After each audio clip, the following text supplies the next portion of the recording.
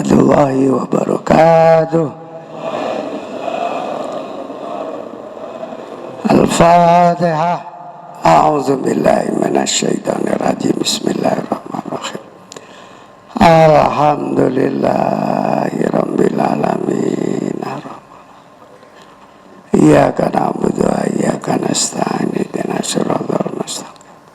Shiratal ladzina an'amta 'alaihim ghairil maghdubi 'alaihim waladdallin. Bismillahirrahmanirrahim. Ya Rahmanu Ya Rahimu Ya Quddusu Ya Salamu Ya Azizu Ya Alimu La haula wa la quwwata illa billahil aliyil azim. Assalamualaikum warahmatullahi wabarakatuh.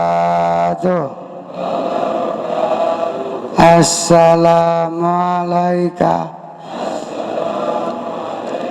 ayyuhan nabiyyu warahmatullahi wabarakatuh. Assalamualaikum wa ala ibadillahi as-salihin.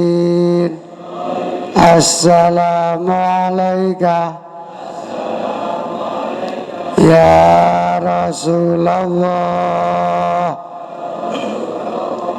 Salatullah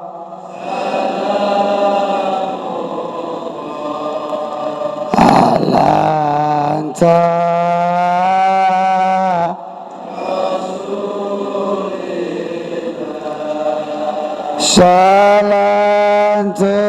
Salatullah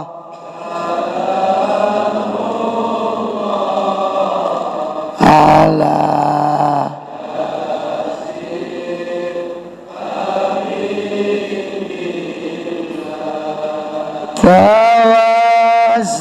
tawassalna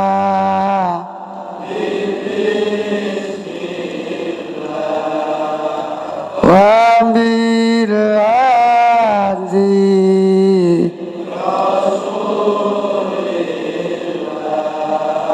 wa kulli mujahid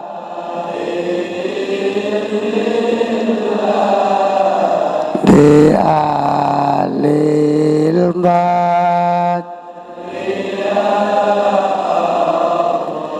la ilaha illallah al-malikul haqqul mubin Rasulullah sadiqul wadil la ilaha illallah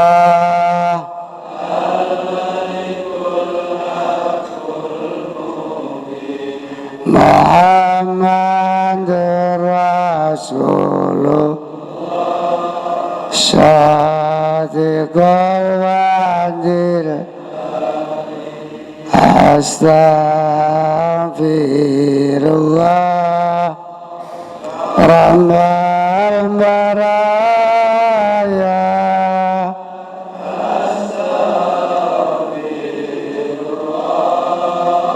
minal khataya astaghfir Rabbal baraya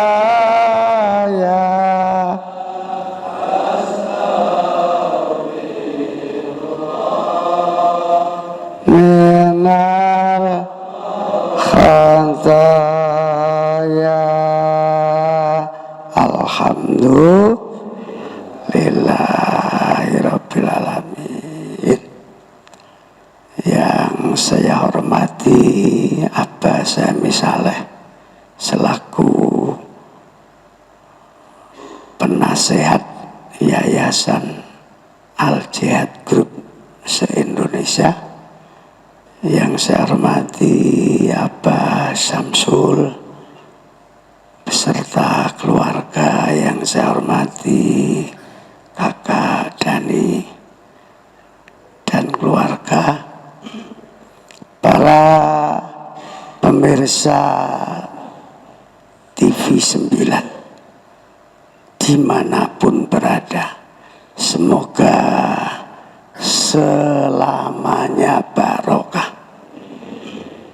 Para jamaah ngaji hari Sabtu Pondok Pesantren Mahasiswa Al-Jihad Surabaya, mudah-mudahan kita bisa istiqomah, terutama istiqomah kebaikannya, dan selalu semangat istiqomah ibadahnya.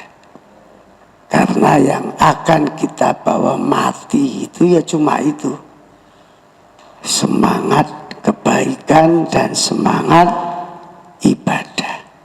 Mudah-mudahan kita diparingi sehat jasmani dan rohani, amin Allahumma. Hari ini kita akan ngaji surat Al-Furqan, surat yang ke-25, ayat 27. Surat Al-Furqan 25 ayat 27. A'udzu billahi minasy syaithanir rajim. Bismillahirrahmanirrahim. Wa yauma ya'addu dzalimu ala yadayhi yaqulu ya laitani ittakhadtu ma'ar rasuli sabila. Sadaqallahul azim. Ayat ini asbabun nuzulnya zaman Rasulullah Sallallahu Alaihi Wasallam. Ada dua tokoh kafir Quraisy. Yang satu namanya Ubay bin Khalaf. Ini selain tokoh berpengaruh juga orang yang sangat kaya raya di zaman itu. Namanya Ubay bin Khalaf. Ya sejajarlah dengan Abu Jahal, Abu Sufyan. Kalau di Madinah kan tokoh munafik itu kan namanya Ubay bin Salul. Ini di Mekah ini, Ubay bin Khalaf. Ini punya sahabat namanya Uqbah bin Abi Mu'id. Uqbah bin Abi Mu'id. Karakternya tapi beda. Kalau yang Ubay bin Khalaf ini sombongnya luar biasa. Ya karena memang kalau dia pantas sombong sugih. Nah Ubay bin Uqbah ini, temennya ini, walaupun kafir tapi masih ada baiknya. Suatu saat yang namanya Uqbah ini ikut hadir di majelis taklimnya Rasulullah. Ikut ngaji. Setelah ikut ngaji, terus mulai tertarik dengan isinya Al-Quran, dengan akhlaknya Rasul. Akhirnya mendekat. Uqbah bin Abi Mu'ayth ini mendekat Rasul, terus mengatakan, Muhammad, saya ini kok ayem kalau ikut hadir di pengajianmu. Saya kepingin lebih dekat dengan kamu. Tolong Muhammad, kapan ke rumah saya hidangkan makanan apa saja yang kamu minta. Lalu Rasulullah menjawab, wahai Uqbah, supaya hubungan kita lebih dekat, apalagi kamu mengundang saya ke rumahmu, hari ini kamu harus masuk Islam. Biar kita ini enak kalau hubungan. Oh siap. Akhirnya dibimbing Rasulullah masuk Islam. Uqbah ini. Nah, setelah masuk Islam ya tiap hari datang ke majelisnya Rasulullah. Dan selalu dekat dengan Nabi. Kalau enggak di sampingnya ya di belakangnya. Kejadian itu terdengar oleh temannya yang kaya raya, yang sombong, yang namanya Ubay bin Khalaf. Diparani mbek Ubay. Halo bahasa Surabaya, cak. Temen beritane viral iki, cak. Ada apa? Kata Uqbah. Saya dengar kamu masuk Islam. Langsung nadanya tinggi. Bener tadi. Ini enggak berita hoak tadi. Karena Uqbah ini merasa statusnya itu di bawahnya diem. Loh, kalau betul ya jelas ya. Ya mulai hari ini kita pisah persahabatan. Akhirnya Uqbah itu jawab, saya masuk Islam itu pura-pura. Nah ngono sing jelas. Nah, Islam apa enggak awakmu? Kalau Islam ya kita putus. Tapi kalau memang kamu ternyata pura-pura, ya gak apa-apa. Kita koncoan terus. Sekarang kamu buktikan omonganmu itu. Loh, bukti apa lagi?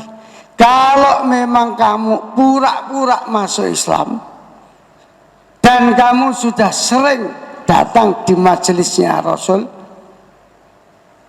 nanti tak inceng tekon coba. Kamu harus berani meludahi wajahnya Muhammad. Masya Allah. Ya Allah ya Rabb. Karena Uqbah ini memang ya takut sama Ubay bin Khalaf. Ya nanti ada pengajian. Nah kamu datang kamu. Kayak biasanya duduk di sampingnya. Aku tekan jobo. Nginceng lagi. Tak sulting lah awakmu. Sampai meleset pateni kon. Masya Allah. Ya ikut pengajian. Begitu selesai, tiba-tiba Uqbah ini meludahi wajahnya Rasulullah. Sampai ini sok bayang loh. Ngidoni Prabowo entek sampai. Temen tembak embek. Sampai itu ajudane tadi. Temenan entek. Ya Allah, ya Rabb, Masya Allah. Ya karena itu Rasulullah. Rasulullah ya diem aja. Didoni itu. Ya mesem. Umar tapi ngadek. Pedangnya langsung sering. Ubah. Langsung tegangan tinggi Umar. Kurang ajar awakmu ya. Teko-teko, Masya Allah kurang ajar. Diangkat pedang. Sama Rasulullah dipegang tangannya. Jangan Umar, yang diludahi kan saya. Sampean kan enggak. Iya tapi tidak enak ini. Pokoknya harus mati hari ini. Enggak usah. Saya bilang enggak usah kok malah mau tak mati. Ini gambaran. Ternyata sabar itu Masya Allah tidak mudah. Sabar itu. Makanya kalau Rasulullah itu sebagai uswatun hasanah, teladan itu Masya Allah, uswatun hasanah. Nggak bisa bayang nih saya. Nggak bisa saya. Ya Allah. Makanya sampean semua mungkin sering dengar al ulama'u warasatul anbiya. Ulama itu pewaris Nabi. Sebenarnya yang diwarisi itu bukan surganya. Yang diwarisi itu bukan nama besarnya. Tapi ujiannya itu yang diwarisi. Jadi kalau merasa ingin jadi ulama, ya harus kuat nyonggo sabar itu. Masya Allah, subhanallah. Ya mudah-mudahan kita semua dibarengi sabar. Makanya kalau ada istilah tirakat, ada orang puasa sunnah, tirakat, bagus. Ada orang menghafalkan Al-Quran, tirakat itu bagus. Ada orang yang istiqomah maca Quran tiap hari, menghatamkan 1 juz, 2 juz, bagus. Ada orang tirakatnya itu tahajud tiap malam, bagus. Bagus itu. Ada orang yang tirakatnya itu selalu sholat jamaah 5 waktu di masjid, bagus. Tapi semua itu kalah sama tirakat yang namanya sabar. Yang namanya sabar. Wis tah gak iso ngalahno sabar. Wong ada Gus saya ngelokno bakul es saya tumpas entek es. Akhirnya sing bakul es sing enak. Ya sabar soalnya meneng. Dilokno ya meneng, diguyu-guyu ya meneng. Macane kan punya kekuatan. Tapi kan kelihatan siapa yang diangkat derajatnya oleh Allah, siapa yang dilemahkan. Semuanya itu paling hebat tirakat itu sabar. Makanya Batoyo sing sabar. Pondoke wis nek kurungane manuke mlebune angel ora. Golek manuk gelem mlebu angel. Saya besok hari Rebo ke Palembang. Ini pondok yang barusan diwakafkan ke saya itu, yang di Batu Marta, yang 5 hektar, yang sudah komplit semua subhan. Jerune iku Masya Allah. Ya Allah, ya gak cukup lewat telepon. Ya harus datang saya. Ya Allah. Tapi saya itu kalau punya masalah nggak pernah cerita sekarang sama penasihat yayasan. Soalnya nak lapor tambah dilokno. Nah, dulu saya kalau ada masalah kan lapor sama Abah Saim gitu. Itu ada orangnya. Begitu lapor, ngono ae, ngono. Langsung di stop. Masalah ngono dipikir. Weh, kene iki lapor tambah diseneni. Makanya gak nate lapor saya. Wis beres Kak, beres. Kira-kira sabari duraku saiki mbek sampean. berarti aku wis wali sampean gurung pate wali. Memang wali itu kuncinya cuma satu, sabar. Kalau cuma pinter agama, apal Quran, pinter kitab, gampang dipelajari. Yang sulit dipelajari itu sifat sabar. Ya Allah, Masya Allah. Mudah-mudahan kita semua diparingi oleh Allah sifat sabar. Amin Allahumma. Karena Rasulullah mengalami seperti itu, akhirnya ayat ini turun. Wa yauma ya'udzu dzalimu ala yadaihi, dan ingatlah pada hari ketika orang-orang zalim menggigit dua jarinya karena penyesalan. Tapi besok ini yang dua tokoh tadi itu, ini ayat ini turunnya ya karena ada dua tokoh yang kurang ajar itu. Yang satu karena sombong kekayaannya, yang satu munafik sudah masuk Islam ternyata meludahi Nabi. Ya Allah, Masya Allah.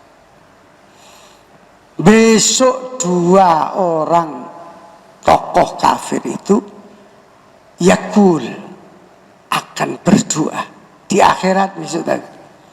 Ya laitani, wahai sekiranya di dunia dulu ittakhadtu ma'ar rasuli, saya bersama Rasul sabila, untuk menuju jalan kebaikan, tentu saya tidak senasib seperti ini. Tapi penyesalan itu terlambat. Makanya kula sampean berulang-ulang saya katakan, jangan sampai malas beribadah. Jangan sampai males berzikir. Jangan sampai males bersolawat. Dan seterusnya. Karena ayat-ayat Allah sebagian kecil sudah ditampakkan oleh Allah dengan peristiwa Los Angeles itu. Allah, saya melihat video kebakaran sampai sekarang belum bisa diatasi. Tambah lagi datang tornado. Ya, tornado ya. Masya Allah, subhanallah, subhanallah. Itu sebagian kecil aja dari ayat yang diberikan Allah. Mau menyesal kayak apa? Percuma, main tel. Mau nangis kayak apa? Percuma, gak ada gunanya. Gak ada gunanya. Makanya nuwun sewu, selalu saya ingatkan kepada semua santri, jangan pernah menyakiti hatinya orang tua. Gak akan pernah selamat. Kan sudah sering saya katakan, jangankan menyakiti, menasehati orang tua itu gak boleh. Gak boleh, menasehati itu gak boleh. Misalnya begini, sampean punya orang tua, sekarang belum sembahyang, terus sampean ngomong, Pak, sholat Pak, aku izin loh Pak, aku santri al-jihad, kuliah yang winsah, tuh Bapak gak sholat Bapak, loh, itu kan baik. Itu menurut Romo Yai Husain Ilyas nggak boleh. Menasihati itu nggak boleh. Ketika saya diwejang itu saya ya sedikit, bukan protes ya, cuma pikirannya kan isi pikiran gurung pate halus. Terus saya tanya, ngapunten Yai. Niku nasihat baik, anak menasihati, oh Pak Solato kan saya, iya api. Tapi isok gak dadi api kalau orang tuanya yang dia nasihati tersinggung hatinya. Kalau orang tua sudah tersinggung hatinya, nutupi rahmat. Saya percaya 1000%. Kalau orang tua sudah tersinggung, rahmat tutup, nggak bisa dapat rahmat. Terus akhirnya saya teruskan, terus berupun solusinya ya. Solusinya memperbanyak mendoakan, bukan memperbanyak menasehati. Memperbanyak mendoakan, bukan memperbanyak menasehati.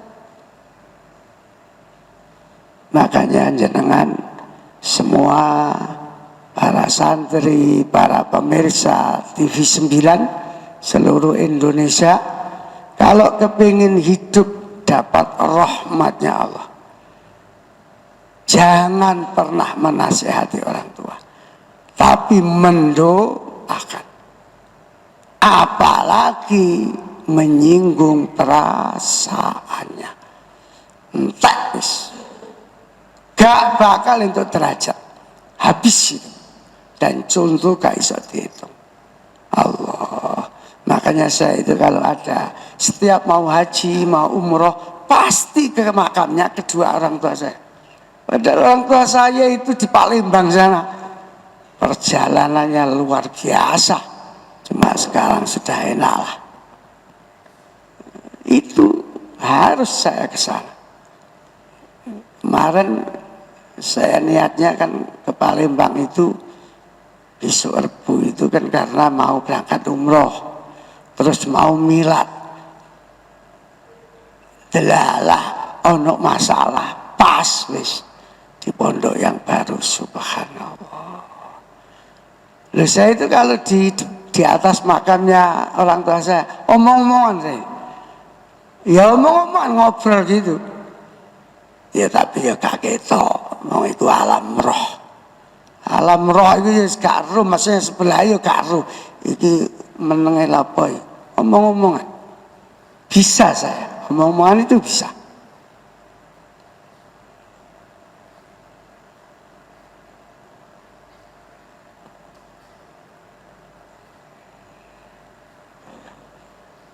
Dan saya bersyukur. Saya bersyukur orang tua saya bahagia di alamnya.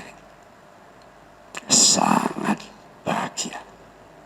Karena saya itu tiap haji, tiap umroh pasti mengumrohkan orang tua saya. Tiap haji, tiap umroh. Padahal hajinya aja sudah 28 kali. Umrohnya sudah 90 lebih. Itu makanya saya bahagia bisa sambung dengan orang tua saya, dan beliau bahagia.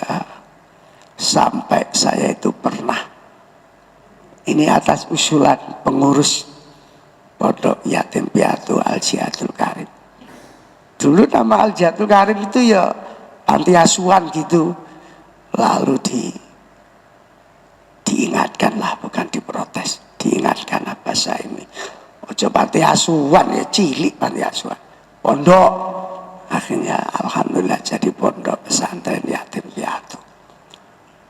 Masya Allah, santrinya banyak, gratis semua, makan semua, sekolah dibiayai semua, dan alhamdulillah bisa semua. Jadi saya kalau haji umroh itu selalu mengajikan beliau. Makanya ditakdirkan bisa hubungan secara rohaniah, dan beliau sangat bahagia, sangat bahagia. Maka menurut Imam Syafi'i, pengaruh persahabatan ya. Ini tadi kan bahas persahabatan. Jadi kalau orang bersahabat itu punya pengaruh besar, punya pengaruh besar. Menurut Imam Syafi'i, Beliau mengatakan, jika engkau memiliki teman yang dapat membantumu dalam melaksanakan ketaatan kepada Allah, maka genggamlah dia erat-erat. Karena sesungguhnya mencari teman yang soleh, yang baik itu susah, namun melepaskannya sangatlah mudah. Makanya kula niki berulang-ulang berterima kasih alhamdulillah kepada pengurus yayasan, kepada pengurus santri, karena jenengan semua itu adalah saudara saya. Saya nggak bisa menyebut satu-satu, pokoknya tanpa jenengan nggak bisa ngopeni al jihad yang semula dulu, baru gedung ini dulu. Saya kenal Abah, saya itu baru gedung ini gedung satu ini, yang sekarang buat Masjid Putri ini. Terus tambah gedung ini, tambah sampingnya, tambah diana sampai sana, sampai sekarang di Jember ini ada berapa gedung? 8 apa? Ya nggak tahu lah berapa gedung itu.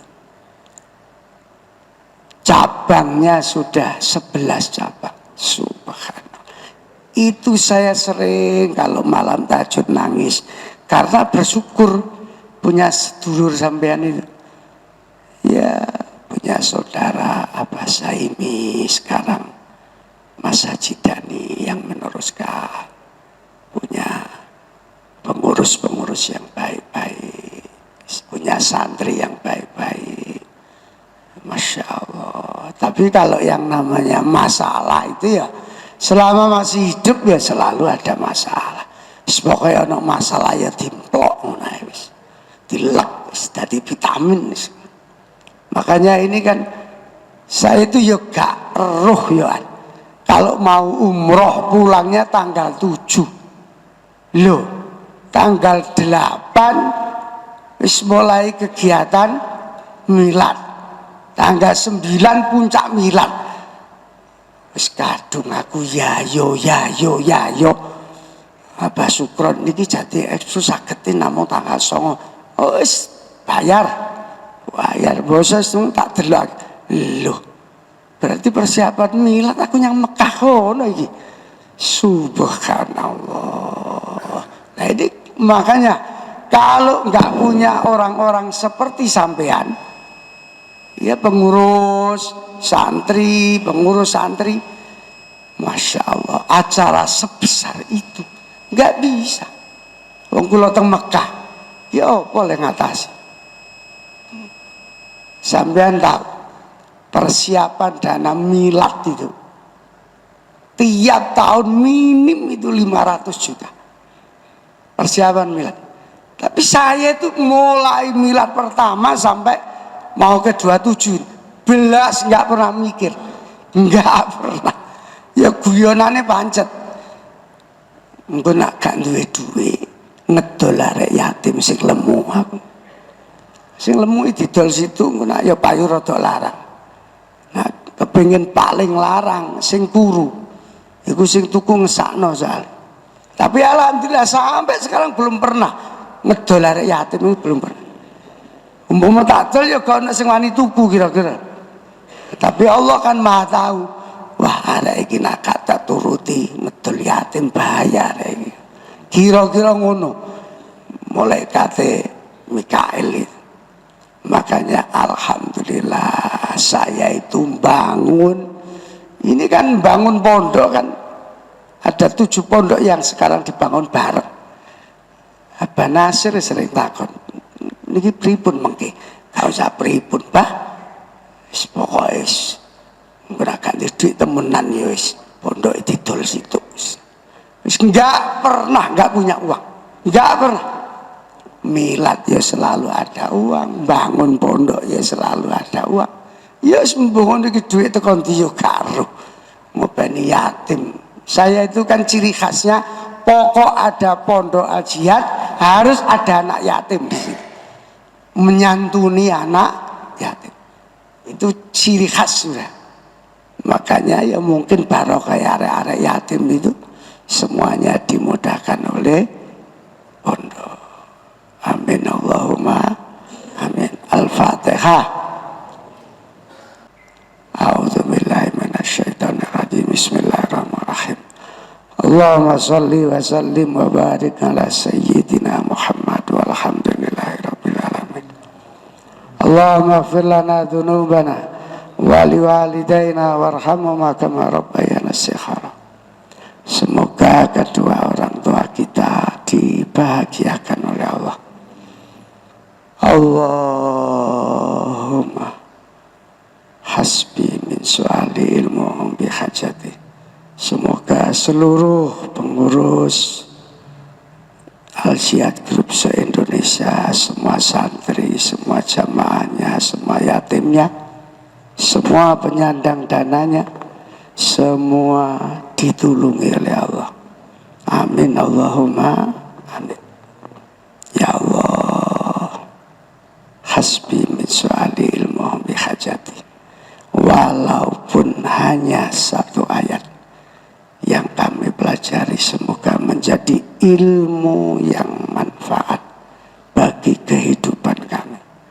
Rabbana atina fid dunya hasanah wa fil akhirati hasanah wa qina adzabannar wa adkhilnal jannata ma'al abrar ya aziz ya ghaffar ya rabbal alamin walhamdulillahi